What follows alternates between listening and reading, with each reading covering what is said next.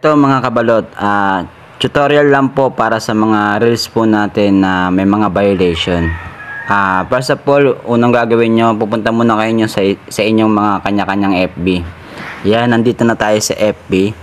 Titignan nyo yung violation nyo kung paano nyo makikita. Ganito lang, kiklik nyo lang yan. Ito page natin yan. Ito, kiklik nyo lang yan.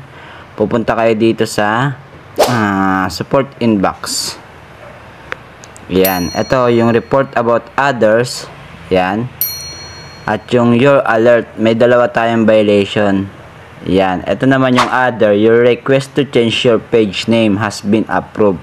Kasi pinalitan ko nga yung page name ko, kaya yan. Noong June 27, 2022. Ngayon, open natin tong report problem. No reports. If you report something in Facebook, you'll see the report you submitted here. Wala naman nag-report sa atin. Etong your alert natin, eto, yung iba kasi, eto na ano ko na, in review, tapos yung mga copyright music, mas maganda kasi guys, mga kabalot, wag na tayo maglalagay ng music, kasi nakaka-copyright nga lang po tayo, kasi hindi naman po, atin nga po yung video, pero yung video na, yung sounds na ginamit natin, ay hindi naman sa atin, kaya ayun, nakaka-copyright.